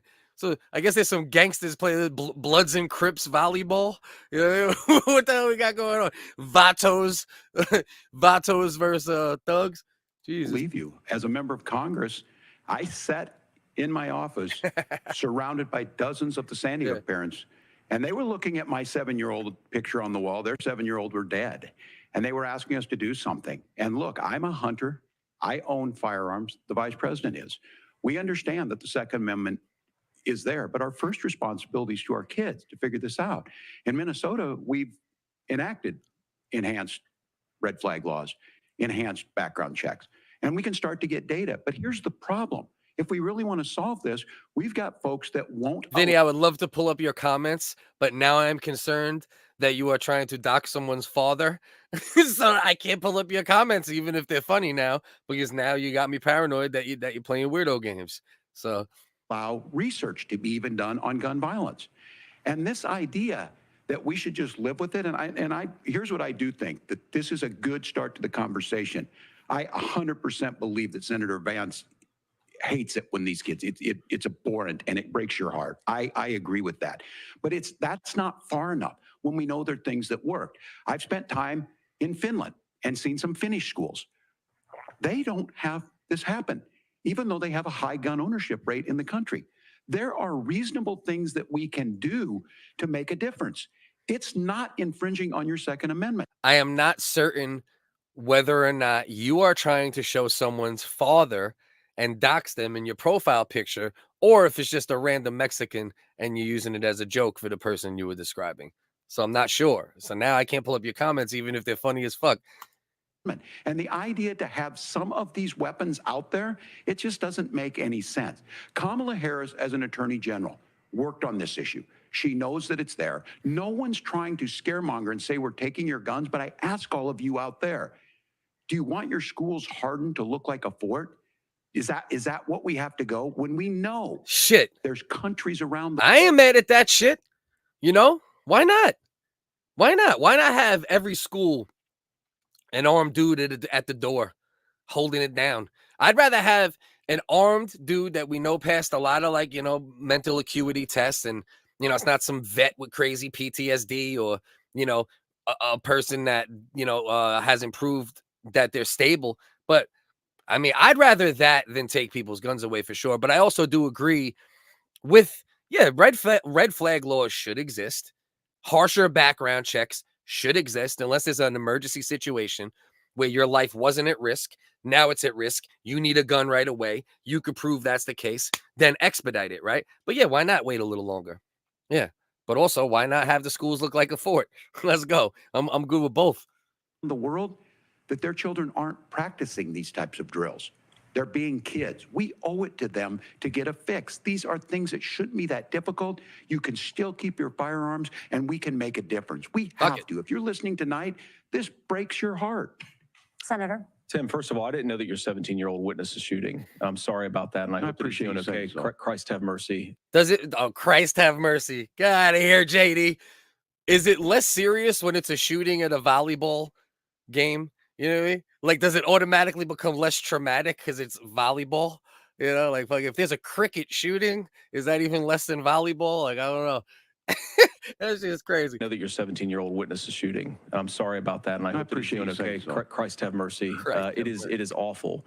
And I appreciate what Tim said, actually, about Finland, because I do think it illustrates some of the I guess I shouldn't diss Christ have mercy, right? I guess I shouldn't do that. Weird differences between our own country's gun violence problem and Finland is, okay, first of all, we have way higher rates of mental health abuse, or mental health substance abuse. We have way higher rates of depression. Well, that's the real problem, right? How about the first thing we do is we make it illegal for children to use social media or access certain search engines until a certain age. Whether it's 16 opens it up a little bit, and then 18 opens it up fully, right? Some kids will find a way. Some parents will let their kids find a way. But I think that might be the number one thing you could do to decrease the increase in depression and the school. Because the number one problem, one of the main issues with the school shooting shit is it's like become trendy almost. It's like, oh, I know I'll be talked about. People will talk about me. You know, that's part of it, unfortunately.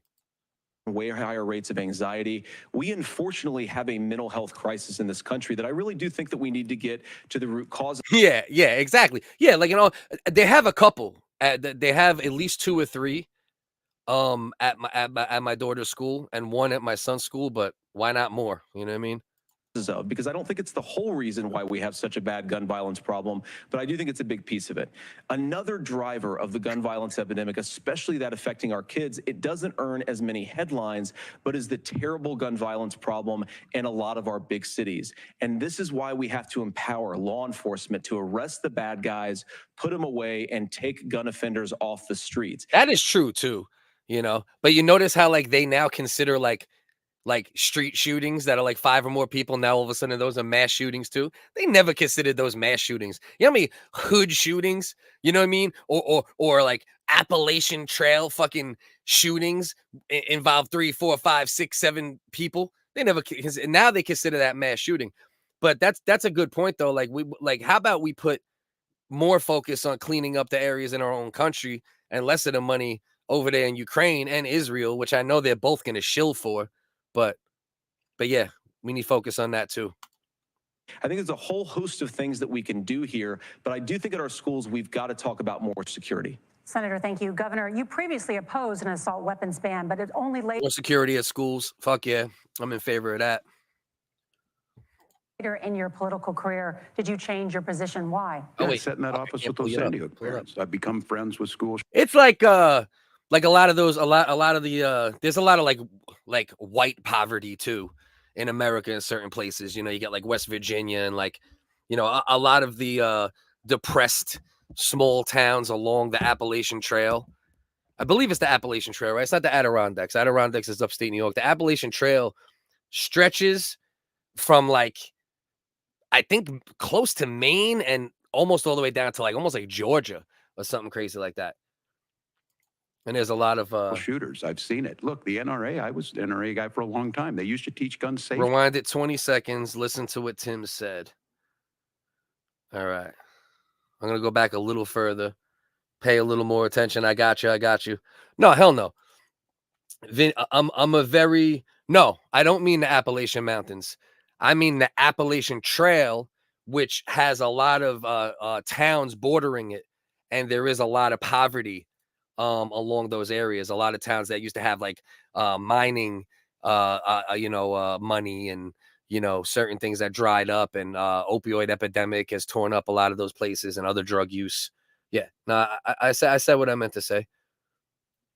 No, dickhead. Now you're not going to get me. I'm not going to continue going. Now I hate you, Vinny. Senator, thank you. Go. Governor, you previously opposed an assault weapons ban, but it's only later in your political career did you change your position. Why? Is this what you're talking about, in that Bill? office with those Sandy Hook parents. I've become friends with school shooters. I've seen it. Look, the NRA, I was in that office with those Sandy Hook. This motherfucker just said, I've become friends with school shooters. All right, guys. I can't clip it till I'm off here, but if you want a video to possibly go viral, even friends with school shooters. Parents, I've become friends. Career, did you change your position? Why? Yeah, I sat in that office with those Sandy Hook parents. I've become friends with school shooters. I've seen. Oh, really? I was an NRA guy for a long time. They used to teach gun safety. I'm of an age where my you, shotgun old was in my Tim? car so I could pheasant hunt after football. Have you, Timmy? Gun safety. I've seen it. Look, the NRA, I was sitting in that office with those Sandy Hook parents. I've become friends with school shooters. I've seen it. Look, the NRA, I was an NRA guy for a long time. They used It's just a mistake, a verbiage mistake, but goddamn, is that crazy? Become friends with school shooters. I've seen it. Look, the NRA, I was in that office with those Sandy Hook parents. I've become friends with school shooters. I've seen it. Jesus. Look, the NRA, I was an NRA guy for a long time. They used to teach gun safety. I'm of an age where my shotgun was in my car so I could pheasant hunt after football practice. That's not where we live today. Fact checker. Several things I want to mention on this. Resident Talking about cities and where it's at, the number one, all right, where the most. So we kind of know where they land on a school shooting shit. We heard enough gun control talk. Let's see if we can get to the next question. Pricing relief for Since I'm behind a bunch to the job site, affordable. Come on, bitch. Extra question. The American newcomer citizen illegal immigrants. All right. Your campaign's Okay. Governor, your time is up. Senator Vance, as far as your campaign's position, the promise is to seize federal lands to build homes, remove regulation, provide tax breaks, and cut back on immigration, which you say pushes up prices. Where are you going to build all the new homes you're promising, and what part of any of this plan will provide immediate relief? You have 2 minutes. Well, first of all, Tim just said something that I agree with. We don't want to blame immigrants for higher housing prices, but we do want to blame Kamala Harris for letting in millions of illegal aliens into this country, which that was a great distinction he just made to shit on her. That was sharp. Blame Kamala Harris for letting. Pardon. One more time. We don't want to blame immigrants for higher housing prices, but we do want to blame Kamala Harris for letting in millions of illegal aliens into this country, which does drive up costs, Tim. That's a very smart way to approach it, right? Don't blame the immigrants, blame the people that let the immigrants in, right? And especially the low quality immigrants when the border is open like that. Home prices that have happened right alongside massive increases in illegal alien populations under Kamala Harris's leadership. Now, Tim just mentioned a bunch of ideas.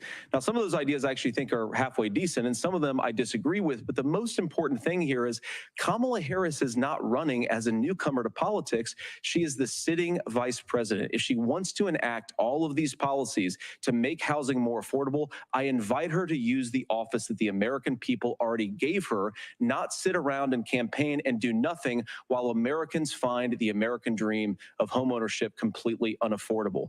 Now, you asked, Margaret, what would immediately change the equation for American citizens if you lower energy prices? As Donald Trump says, drill, baby, drill. One of the biggest drivers of housing costs, aside from illegal immigration, is, think about it. If a truck driver is paying 40% more for diesel, then the lumber he's delivering to the job site to build the house is also going to become a lot more expensive. If we open up American energy, you will get immediate pricing relief. That's one of the main things that Trump's been hammering.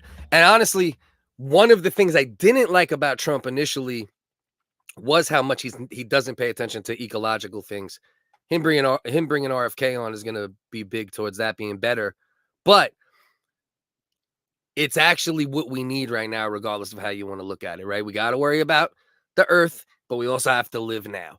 And one of the main ways is open them reserves. We have the biggest reserves on the planet, more than anywhere in the Middle East, more than anywhere on the planet. We have the most reserves. Tap into that shit. Make life better for us again here. Cheaper. For American citizens, not by. And I don't know if everybody knows this, but the ports, there's a strike. I don't believe they solved it. And there is dozens of ports going down the East Coast, some of it stretching further down, that are now inoperable right now because there's a strike. So unless they situate that soon or really planned for it, and that's Pete Buttigieg, I believe, that would be involved in that, the Secretary of Transportation, where we might see even more price increases going on, and you know, not inflation, but increase in prices due to the ports being shut down due to strike.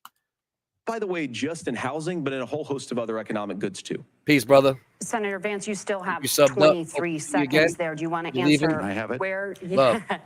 Governor, we will get to you in a moment. But Senator, where are you going to seize the federal lands? Can you clarify? Yeah, Well, what Donald Trump has said is I almost did that. I came close to doing that when I was younger, but the way they live, I believe, if it's the same thing I was going to do on the boats, it's like 2 weeks home, 2 weeks not home, and my daughter had just been born, and I wasn't willing to spend the time away from her, but it was a hell of a job. we have a lot of federal lands that aren't being used for anything. They're not being used for national park. They're not being used, and they could be places where we build a lot of housing. Hey, Vin, I've been going for an hour and 40 minutes.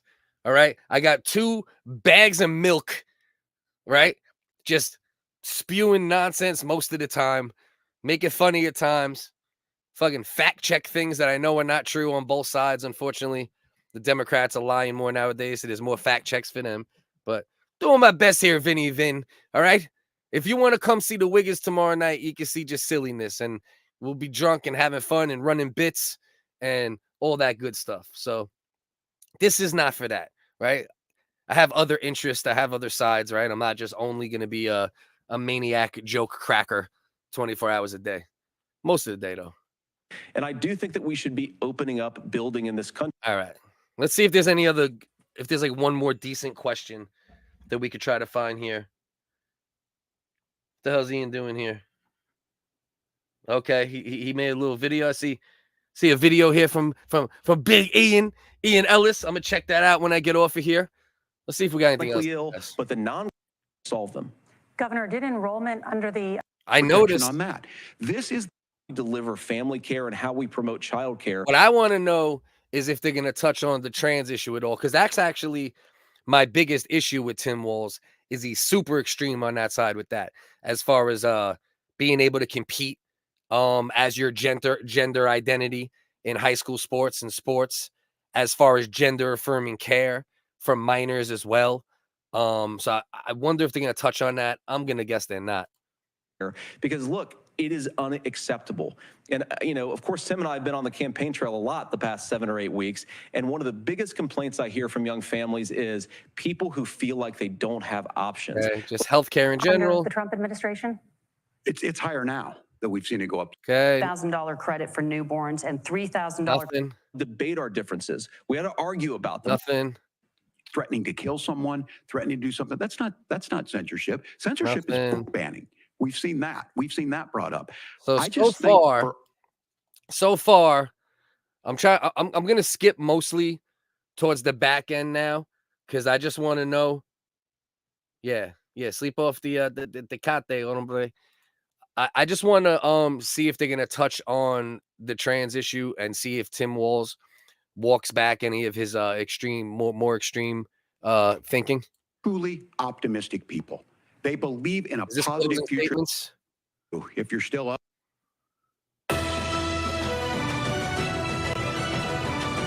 I'm going to let the closing statements ride out from both, talk a little bit in between. Try to search if they talked about the trans thing again. I don't think they did. That was probably purposeful. Even though there's been a much more fair debate, that was probably the main thing that they shook hands on, You know, they were like, can we just not bring this up? You know, they probably asked the moderators because goddamn Tim Walz has some crazy thinking when it comes to that issue. Welcome back to the CBS News Vice Presidential Debate. It is now time for the closing statement. Senator Vance won the virtual coin toss and elected to go last. So, Governor Walz, you are. What the fuck is a virtual coin toss?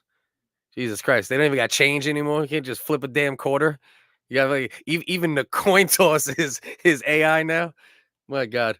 First, you have 2 minutes. Well, thank you, Senator Vance. Thank you to CBS News. And most importantly, thank you to all of you. If you're still up and the folks who miss Dancing with Our Stars, I appreciate it. But look, the support of the democracy matters. It matters that you're here. And I'm as surprised as anybody of this coalition that Kamala Harris has built, from Bernie Sanders to Dick Cheney to Taylor Swift. To Dick Cheney. You have the audacity to bring up Dick Cheney.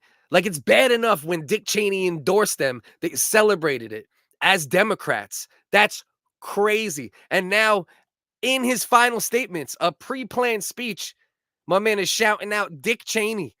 Dick Cheney. Oh my God. Jesus. And a whole bunch of folks in between there. Man, and they don't all agree on everything. You want to talk about the Democratic Party changing and being the war party? Yeah. If you smell Dick Cheney within 100 miles, he's trying to make some war money. But they are truly optimistic people. They believe in a positive future of this country and one where our politics can be better than it is. And I have to tell you, that better than it is the sense of optimism that there can be an opportunity economy. Hey, when you think optimism, you sure do think of the phrase, let's make it better than it is. That's we're reaching for the stars, Timothy. That works for everyone, not just to get by, but to get ahead. And the idea that freedom really means something. Not the freedom of government to be in your bedroom or exam room, but the freedom for you to make that I agree with. Keep the government out of shit. Choices about yourself. Now, look, we all know who Donald Trump is. He's told us, and as Maya Angelou said, believe him when he told you that. His first inaugural address talked about American carnage. And then he spent 4 years trying to maybe do that. Senator Vance tonight. I don't think that's accurate. He has a big mouth. His policies, the things he did not reflect someone trying to cause carnage. But words are powerful, so. Made it clear he will stand with Donald Trump's agenda. He will continue to push down that road. Excuse me.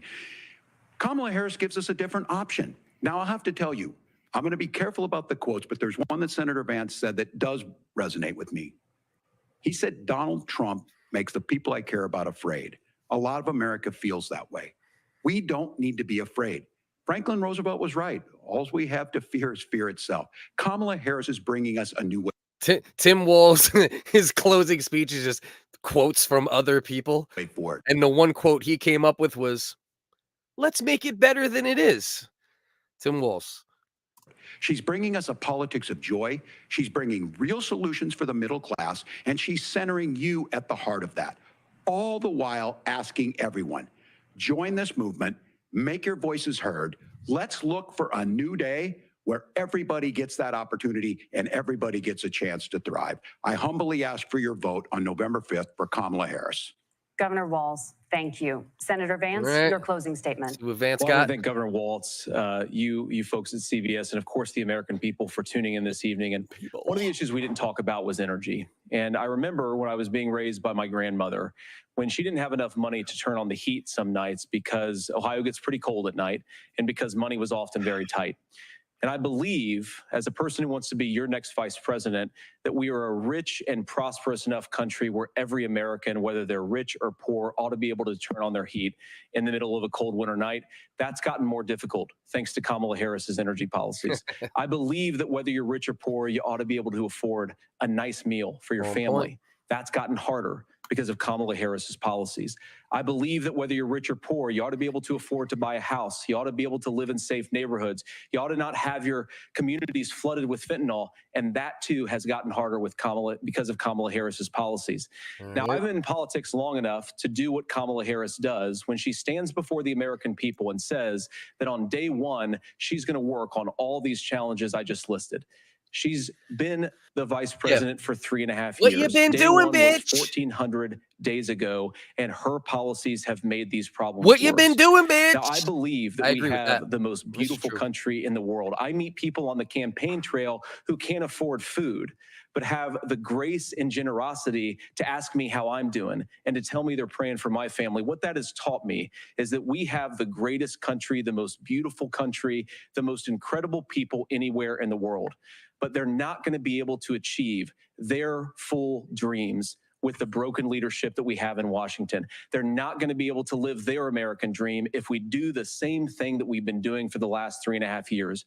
We need change. We need a new direction. We need a president who has already done this once before and did it well. Please vote for Donald Trump. And whether you vote for me or vote for Tim Walz, dick, I just man. want to say I'm so proud to be doing this, and I'm rooting for you. God bless you, and good night. Senator Vance, thank you. Solid. And thank you both for participating in the only vice president. Solid. Not as much as my guy Kip says at times, platitudes and sayings and quotes in the JD Vance closing statement. I mean, I think for the first time since this bag of dry instant milk entered the conversation in the race as the VP pick, I think he showed tonight why he was picked as the VP pick, right? Like, I don't love his speeches.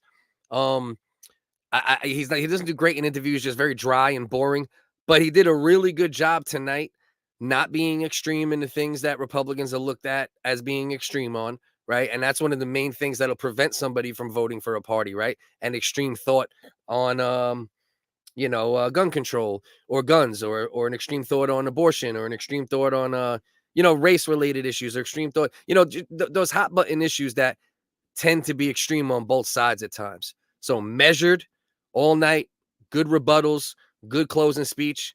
Clearly, you got to give it to JD Vance tonight for sure. He won. I said Trump won the last one, but it was close. He won clearly tonight. And it's not that Tim Walz, he didn't do much to lose it, right? Tim Walz, he stayed on brand for the most part. He actually probably would have done himself some good if he would have got a little more like his other brand, a little more boombastic, a little more energy, because JD Vance is so goddamn boring. But Tim Walz is just another version of boring. So, I guess you couldn't expect that. And it was also hard for Walz fighting an uphill battle because he has to defend the record of the person he's running with, who for 4 years does not have a good record, right? So it's an uphill battle. And unless you're really going to do something special, or unless they were going to unveil a new economic plan or some new agenda, it was really hard for Walz to really catch a dub tonight, So Vance just kind of had the lead going in my opinion, for many reasons. I think he's the